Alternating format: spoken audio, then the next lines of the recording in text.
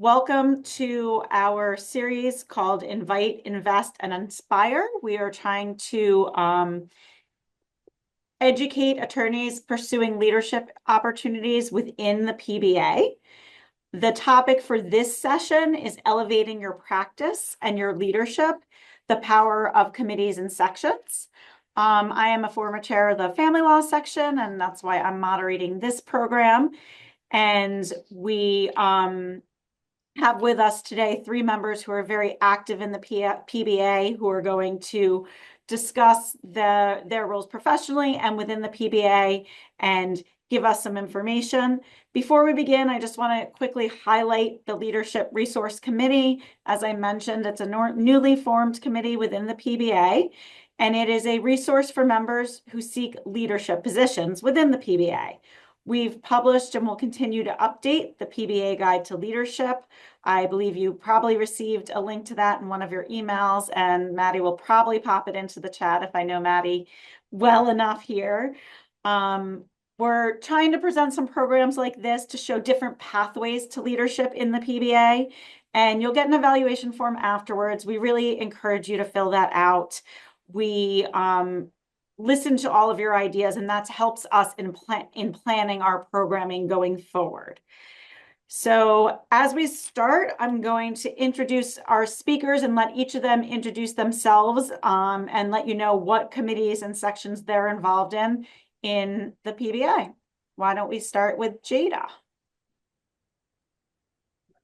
Thank you, Hillary. Hi, everyone. My name is Jada Greenhowe. I am in-house counsel for the Pennsylvania Housing Finance Agency, which is based in Harrisburg, but I work in our Philadelphia office. I've been involved with the PBA for close to 10 years now. I started out as a relatively new attorney when I joined the PBA. My first interaction with the PBA was being selected as the new admittee for the Dauphin County Bar Association and going to the Young Lawyers Division Summer Summit. But since that time, I've participated with the PBA in many ways, including the Bar Leadership Institute, the Young Lawyers Division, at-large chair to diversity. I have been the chair of the Civil and Equal Rights Committee. I'm currently vice chair of the in-house counsel committee, and I have filled a variety of different hats. I don't want to take time away from our other speakers, but I've been extremely involved with the PBA and am very excited to share that experience and insight with you today. Thanks, Jada. Gina, why don't we go to you next? Thanks, Hillary, and thank you all for the opportunity to be here today. I'm Gina Miller, and I currently serve as counsel to the chairman of the Public Utility Commission. So right out the gate here, let me give you my big disclaimer. So everything I'm talking about today, that's coming from Gina Miller, not the Public Utility Commission, my boss, or any other person or entity for whom they could possibly be construed. It's just me telling you about my experience. But with that, I can tell you for the last decade, I've been more progressively involved in PBA, and I'm much better off for that. And I'll tell you more about that. But I can say my foray started when someone invited me to a happy hour in the public utility law section, because I'm a public utility lawyer. And as it might suggest, we don't always get out much. We're not always the most social folks. But luckily, there was a public utility law section of PBA, and I was invited to a happy hour. And I really enjoyed the opportunity to connect, and it encouraged me to branch out a little bit more.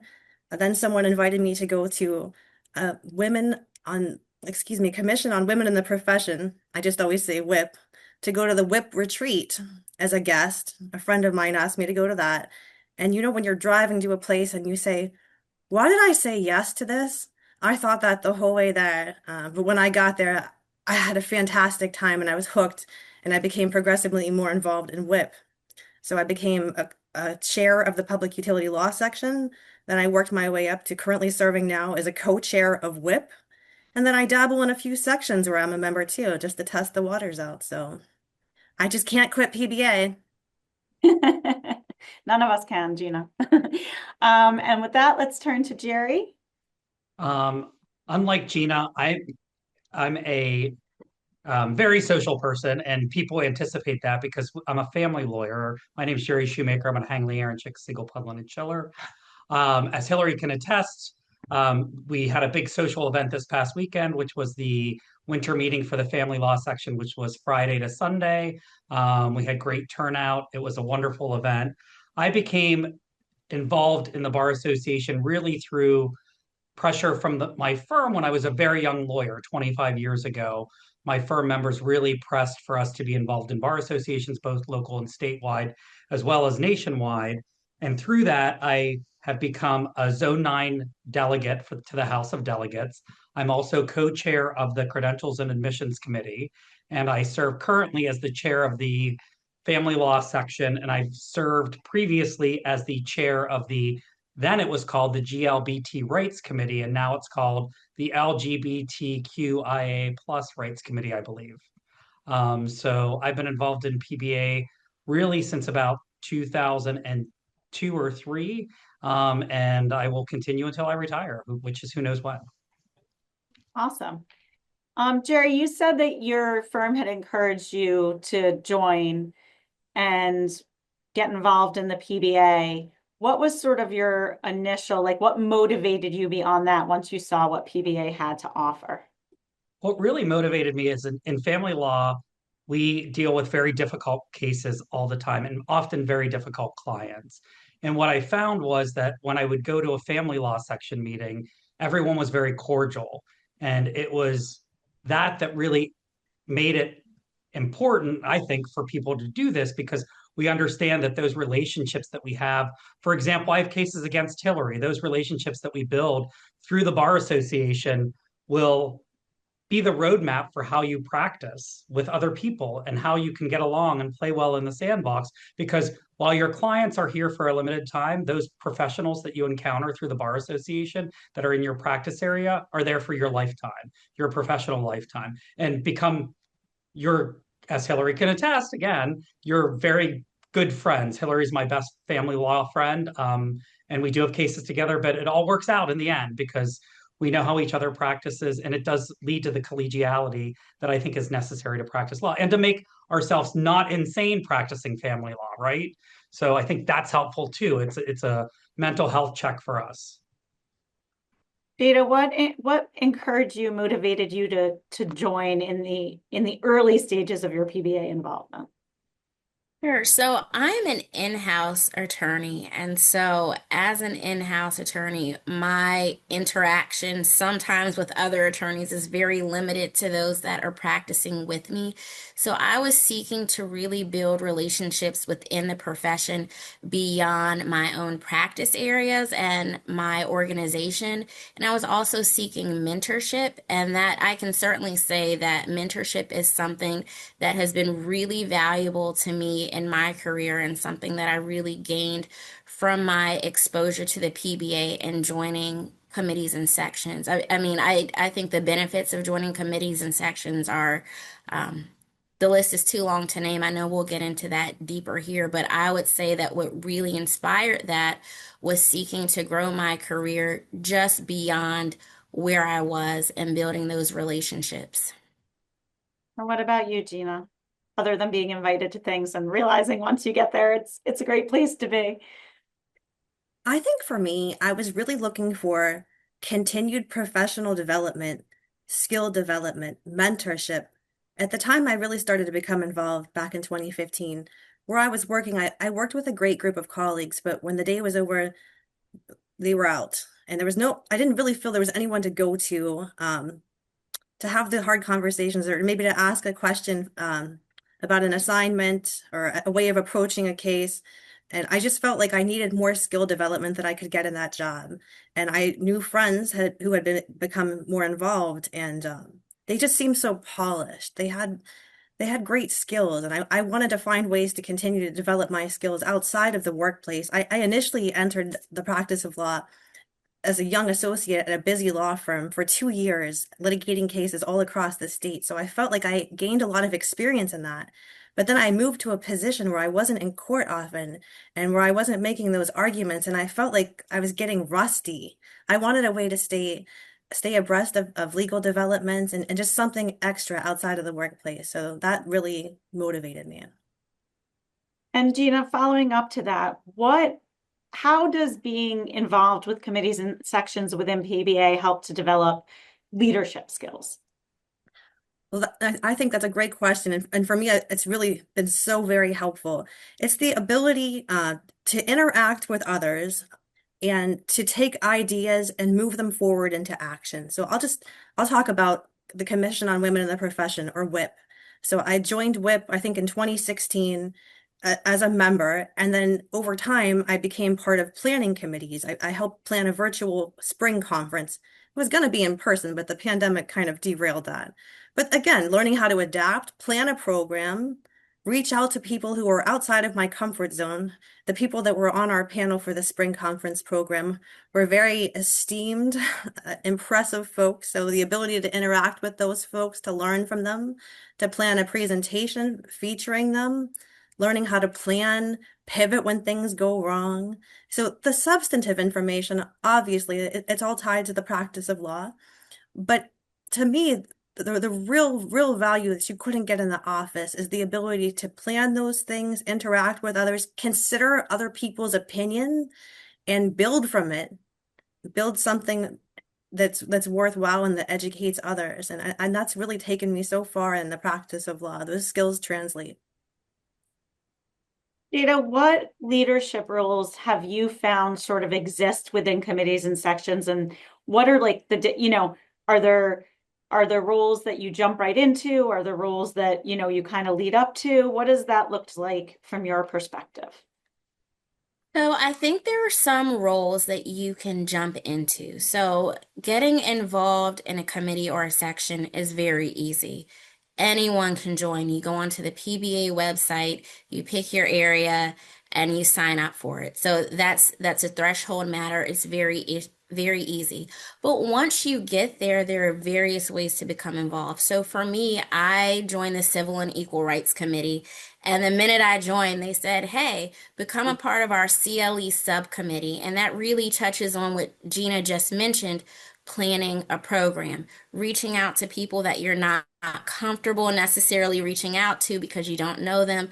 Many of the PBA speakers, I would say all of them are highly esteemed, very knowledgeable attorneys across the Commonwealth and sometimes beyond the Commonwealth. So putting yourself out there, saying yes to that call is a very easy way to become involved. Eventually, I became the chair of the CLE subcommittee because I understood what it took to put together a program.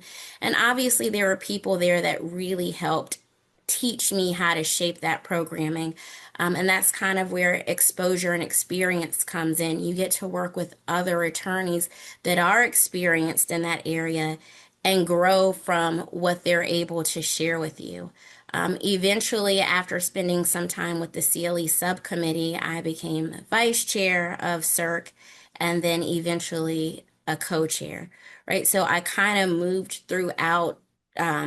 I wouldn't say the ranks, but I spent some time with the committee and became extremely involved in the committee before I actually took on an overall leadership role. And that really helped shape my ability to lead because I got to watch very experienced leaders head that committee and learn from how they motivated people to participate and advance some of the issues and concerns of the committee.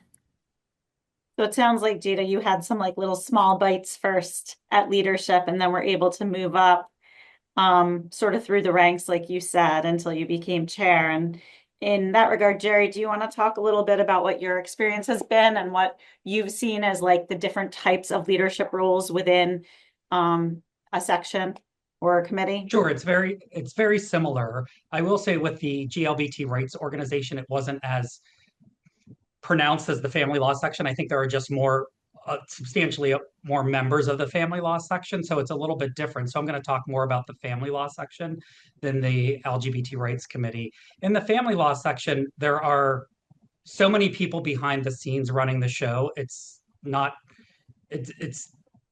as the chair, you get a lot of credit for things that you really don't do. So, for example, this weekend, the the production for this weekend really consisted of multiple committees in the family law section.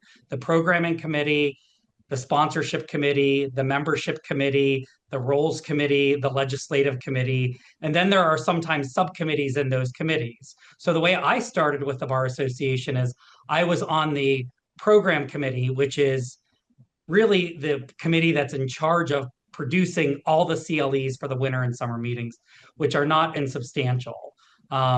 So, and that is often seen as a stepping stone to leadership in the family law section itself. And I chaired or co-chaired that committee for way longer than I probably should have, which I think was probably 5 or so years. And you get tired, but then you move on to other things.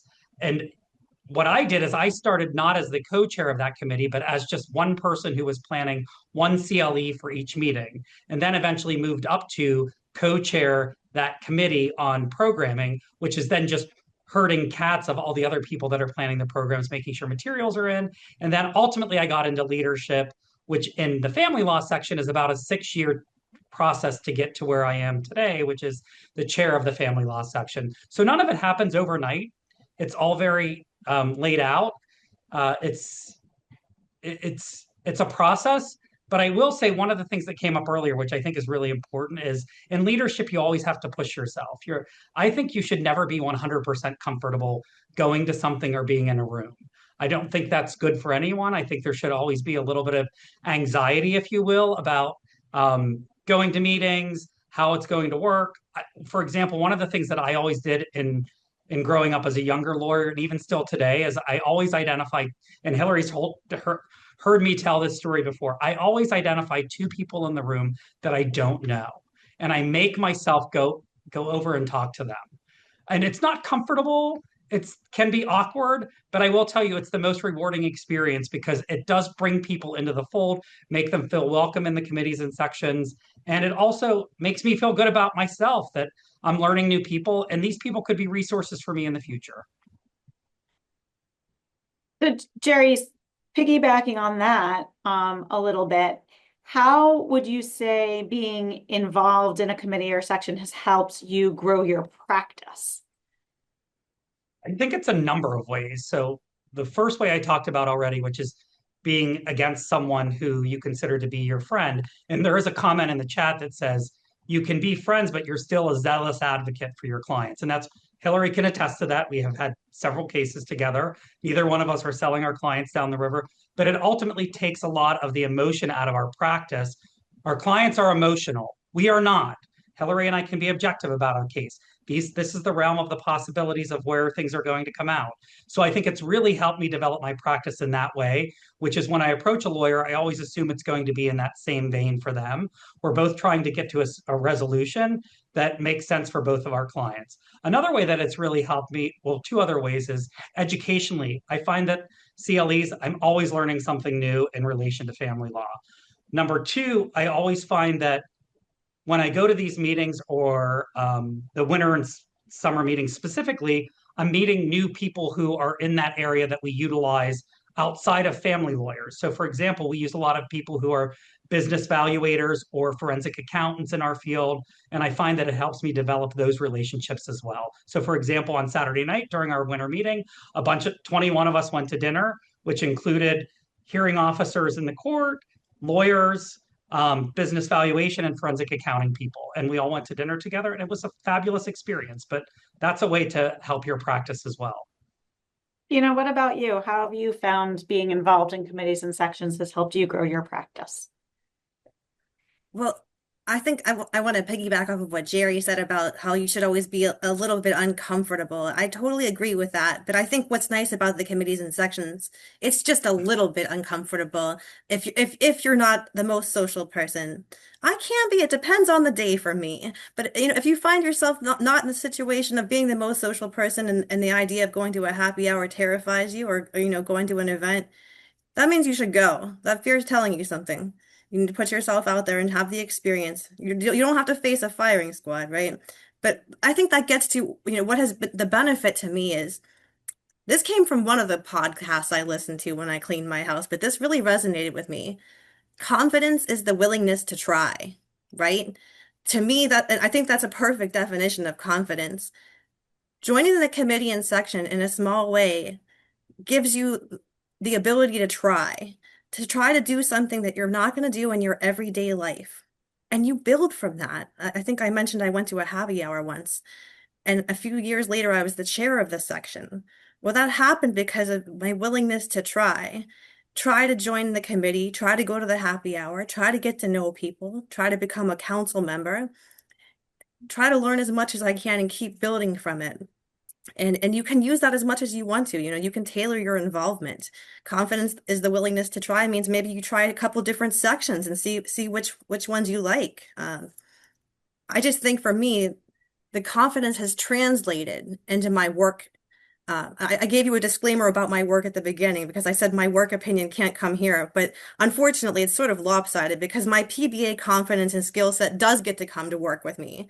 I don't have to separate that, and it's really benefited me making presentations, not being afraid to raise an idea that maybe hasn't ever been raised before. Although I can't tell you about the context. A few days ago, I raised an idea that was not something that had been discussed, and the person I raised it to took it and ran with it, and it's been successful from that moment. But a few years back, I probably wouldn't have been sitting in the room that I sat in to pitch the idea. And I certainly wouldn't have coughed up the idea in that room if I hadn't had the experience I had with PBA, giving me the confidence over the years of the meetings, the organizations, and the camaraderie and the mentorship. And you cannot get that, I don't think, in any other way as a lawyer outside of PBA that I've experienced. Thank you. Jada, if someone's on the fence about joining a committee or section or might feel intimidated as the process, how would you encourage them to take the first step? So I would say to just do it. Something that, not to steal from Nike, but something that you will hear throughout the PBA is be willing to say yes. So I'm going to differ a little bit from Jerry and Gina and say, I don't think you should be afraid. I recognize that there may be some anxiety with going into a room where you don't know people, but I think that's part of the beauty of this leadership resource committee is that what we're trying to do here is give you the confidence to be able to approach leadership and not necessarily feel intimidated. We want to welcome you in and we want you to come and talk to us so that we can give you those pointers. But I really love what Gina said about being confident, right? And overcoming that anxiety and taking that initial step. So I would say be confident, join the committee, and find small ways to be involved. So we talked about how maybe joining a programming subcommittee is an initial step, but there are other ways to be involved with sections and committees. For example, one thing that committees and sections do is they encourage the PBA to take various positions on legislation. One thing that someone could do is sit on a subcommittee to help draft a resolution or a report and recommendation that will eventually be presented to the Board of Governors or the House of Delegates. That's a very small way to become involved, but really sharpen your skill set on that particular area of law, which is a benefit that I found being a member of a committee. So for example, maybe I don't necessarily practice civil and equal rights every single day, but as we review some of these issues, I've learned quite a bit about various areas of law that I've been able to translate into my practice. So if someone's intimidated, I would say join the committee or section, go to a few of the meetings, see what's being discussed, and see if there's an opportunity for you to maybe reach out to some of the practitioners that are participating in that committee or section, build those connections, and see how you can be involved. And I think people here will see that members of the bar are very collegial, very welcoming, and you'll find a home very quickly. Just a little plug for the Leadership Resource Committee. That's kind of part of our purpose is if you come to any of the members of the Leadership Resource Committee and you say, I may have an interest in this, we'll take the next step to connect you with, either the chair of that committee or somebody who's been really active or somebody who may be able to mentor you. So please don't hesitate to reach out, as well as reaching out to the chairs of those committees if you're comfortable doing so. But if you're not, we're happy to make those connections for you. Jerry, what are some of the challenges you faced in your leadership roles and how did you overcome those? I wouldn't call them challenges, but one thing that there is a lot of, I didn't realize the process for getting, like Jada just mentioned, presenting to the House of Delegates and getting legislation and rules recommendations through the House and the length of time that that takes. And oftentimes it doesn't, it can't, it sometimes takes too long. And I don't say that in a negative way. I mean, for example, we have a new rule that's coming up with regard to protection from abuse matters that we thought we might want to take a position on, except the comment period ends like February 14th. So the problem is the House of Delegates only meets in May and November. So there's no way for us to draft a report and recommendation to get it through the House of Delegates before that comment period is over. So I think that's not a frustration, but it's more of a, you got to be more on top of things. And I don't even mean that negatively, like we missed the boat because we didn't, because it was just published. But I think you've got to make the decision then about what political capital am I willing to burn? Do I want the Board of Governors to act in lieu of the House on these issues? So I would say that's probably a roadblock that I've seen. I know how to address it if I want to do that, but I also know that by doing that, by skipping that step with the House of Delegates, I might burn political capital that I might need for something else. So I really have to be selective about when I use that. So that's just one example of an issue that's been a roadblock for me, but not something that's insurmountable. Gina, what about you? Any roadblocks or challenges along the way?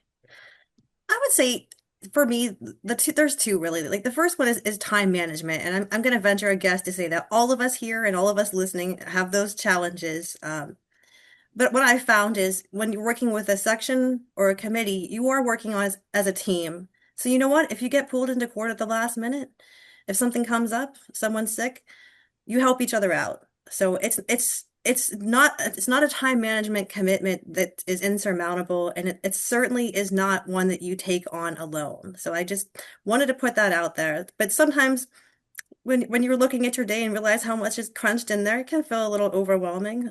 So I would say that. And then the other thing I had to learn, this really benefited me professionally too, but when I first joined PBA, I was the person, I said yes to everything personally and professionally. I was the yes person. But the problem with that becomes you can't do it all yourself, right? In life, personally or professionally, and certainly not both. But so I had a hard time when I started working with groups, delegating tasks when I took more of a leadership role. And I had like a guilt that I should be doing all the things myself. And as we know, as lawyers, that does not work. Delegation is key. And we're all a team. So I think just getting comfortable in the leadership role, doing those things. Again, it's not like assigning work, like you're assigning work to an associate or something like that, but it still is asking people for their time and committing to something. But the ability to do that, the ability to communicate with people and to hear their feedback, and I just think those things made it much easier. But yeah, that helped me, and those translate professionally as well, those skills. Gina, kind of to your point, I mean, in some ways, you realizing as a leader that you need to delegate, and then going to those people that you delegate to, you're sort of dragging them into that leadership fold in an understated way, right? Because sometimes it's you making that first reach out to somebody and saying, hey, I'd really love if you could help me with this. And then all of a sudden, they're kind of hooked on the whole thing, and you can, you get some help and they're also getting a bit more involved. And I actually agree with Gina. Like the hardest part for me as being a leader was really the delegation aspect and not to micromanage. Like I'm like, the programming committee does not need my input on who the speakers on this panel should be. They do not need my input on what the material should be. Not only that, but I don't have the time to do all of that.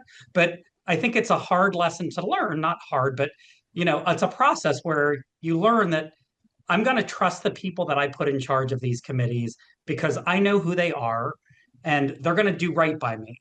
And but it's hard to delegate. What initially when you're first doing it, it's hard. And then I think as time goes by, you just learn that everyone it presumably is acting like you and wants to be in this somewhat leadership capacity, even if it's just as co-chair of a committee that's a subcommittee of the family law section.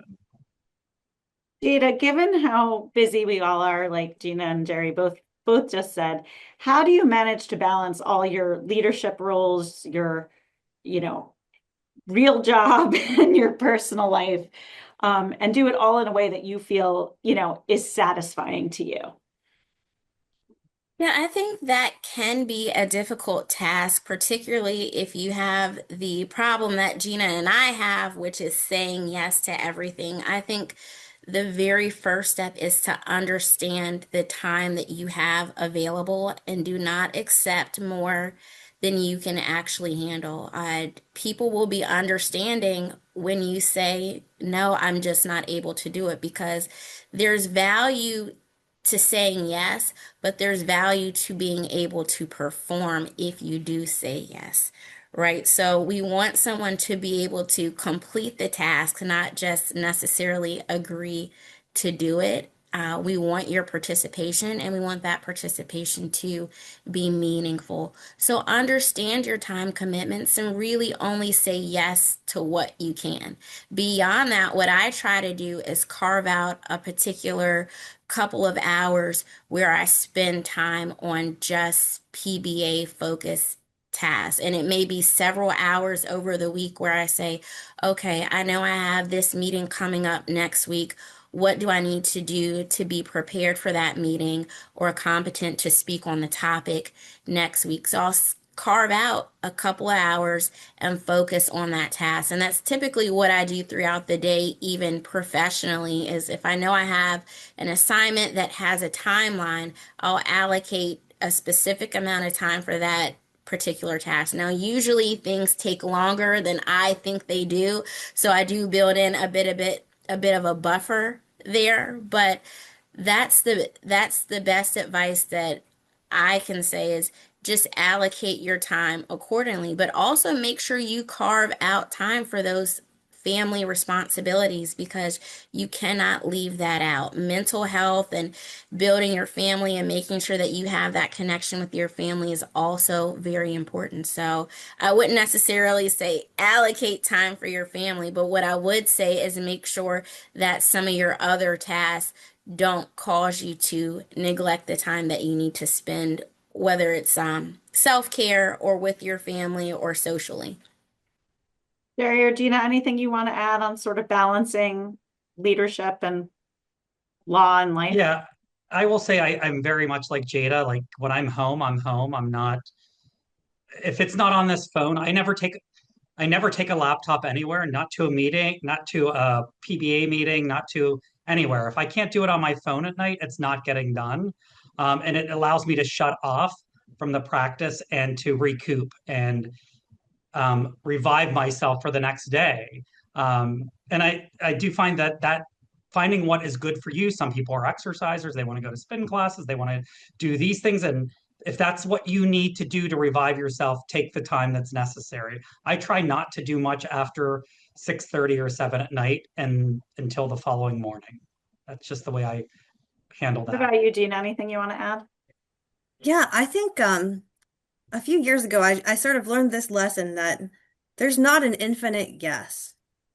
When you say yes to something, to a degree, you're saying no to something else with that time. Never let the no be your health and happiness. And that sort of sounds abstract. That's going to be different for everybody. But for me, health and happiness, if I'm not sleeping, if I don't have time to eat well, and if I can't teach my spin classes at 5:45 on Tuesday mornings, I'm not happy. If I can't connect with my family and be a human, I'm not happy. And that bleeds over to performance at work, at the bar association, everything else. So it really is a delicate balance, and you have to know yourself well, be honest with yourself about what you can take on. And when you need to say no, outside of the professional context, we know sometimes professionally you don't get the option of saying no, but you can have boundaries and be firm. You still can do those things, but lean on others. Others will support you. As Jada mentioned, there's support in the committees and the sections, and it's not a one-person job. So there's room to balance. You just have to know yourself, know your priorities, and say no to the things that don't fulfill you and remove your life forward. Those are the easy things to get off of your schedule.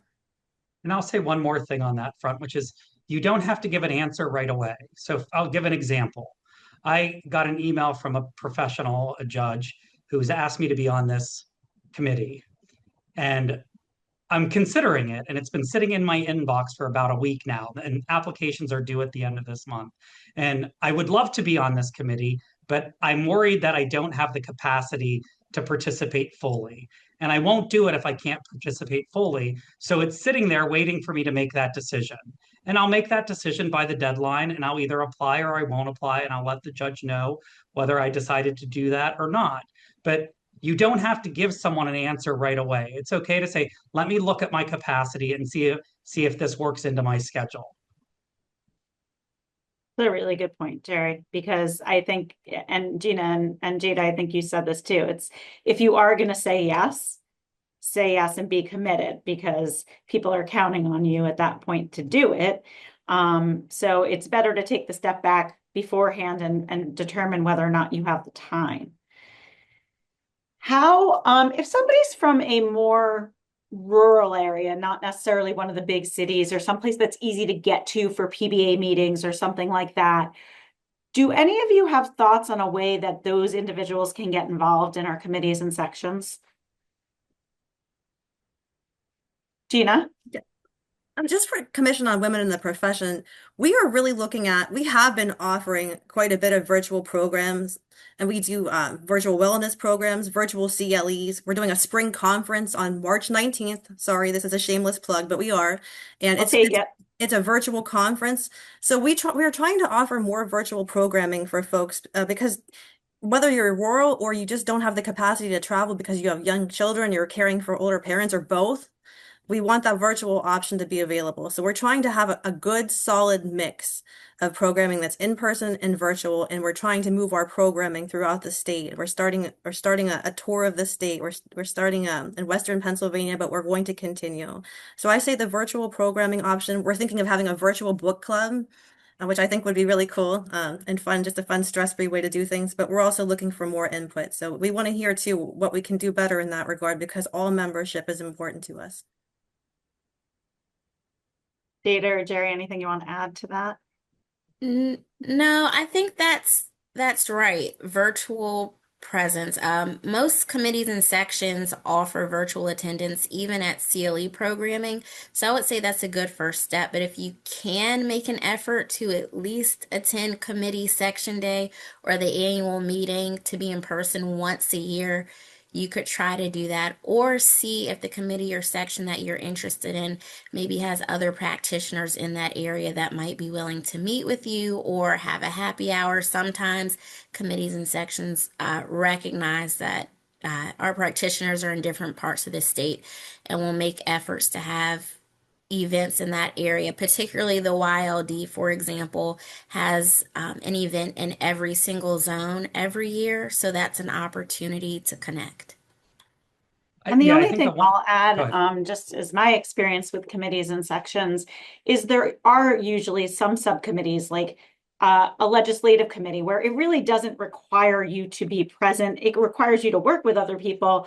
But those meetings now, I mean, one of our few benefits from the pandemic, right, is we have a lot more virtual options now. So something like a legislative committee or a rules committee that doesn't necessarily require you to be present is a great way for people to get involved initially.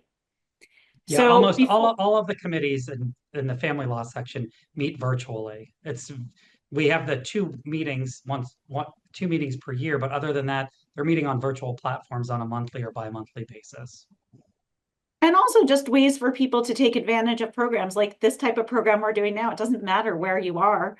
You just sign up and jump on and, learn something. I mean, I've written down 3 things already from the 3 of you speaking today that I wanted to stick with me. So I appreciate that. And before we go into the question and answer part of our program, I just want to ask each of you, Jerry, I'll start with you. What are 3 things you wish you knew when you started getting involved with PBA sections and committees? 3 things that I wish I knew is one, people are there because they want to be there and they will welcome you.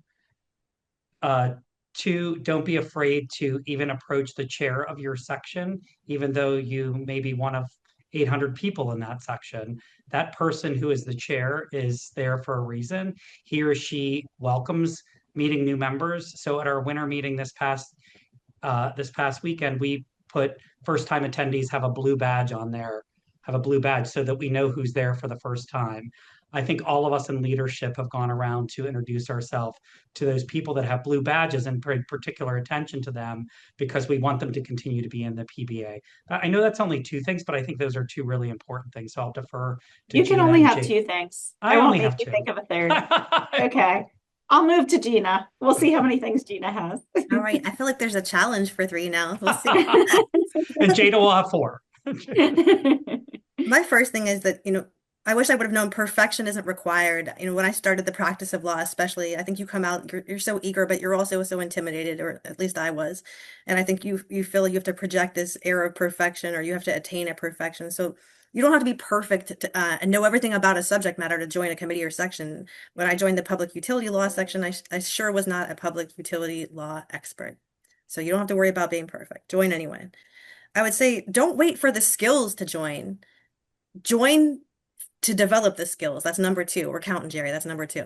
So don't wait to have the skills to join. Join and get the skills while you're there. And then my last one is speak up. Speak up if you're interested about something. Speak up if you want to join something. There is room for you. There's room for your voice. You don't have to wait to be called upon like you were in a classroom when you raised your hand. Everyone's voice is welcome. So speak up and just take your shot. Jada? Yeah, so I don't know if I have 3 either, but I will try. The first thing I would say is to take advantage of the resources that the PBA provides. And I'm just going to highlight the Leadership Resource Committee again. This is something that is extremely new and did not exist when I was considering leadership. I would say absolutely take advantage of this. There are members of the PBA. I know I tell him this all the time, but Jay Silberblatt, for example, who is a past PBA president, is someone who I admire, but he's so approachable. He is a fountain of knowledge. He knows how much I look up to him, not only as an attorney, but as a leader. And I have learned so much from watching him lead not only the PBA, but various committees and sections. He's just such a wonderful speaker, but his personality really shines through, and he could not be more welcoming. So take advantage of this Leadership Resource Committee and approach people like Jay. I think past President Michael McDonald is also on this call. A fantastic leader and also someone that I have personally worked with and learned so much from watching how they navigate the various personalities. One thing that you'll learn is that, and this shouldn't come as a shock to anyone, that as attorneys, we all have various opinions and they do not always align or agree. And learning how to navigate just various ideas is something that you really get from watching and learning from people who are mentors and who have so much experience in those areas. So I would say take advantage of the Leadership Resource Committee. I would say don't be afraid of what you don't know. I think this maybe overlaps a little with Gina's point, which is you don't need to know everything to be a member of a committee or section. You will learn what you don't know, and sometimes it's more important to face that challenge of not knowing and developing that skill set of learning and maybe navigating the uncertainty of not knowing. That's a skill set that you can develop by joining a committee or section. So don't be afraid of what you don't know. And don't be afraid to take the step out and come to an in-person event. I think we've talked about mentorship a little bit on this program and building those collegial relationships with people and how that can impact you professionally. So I would say those are my 3 points, and maybe that was a little bit more than 3 points, but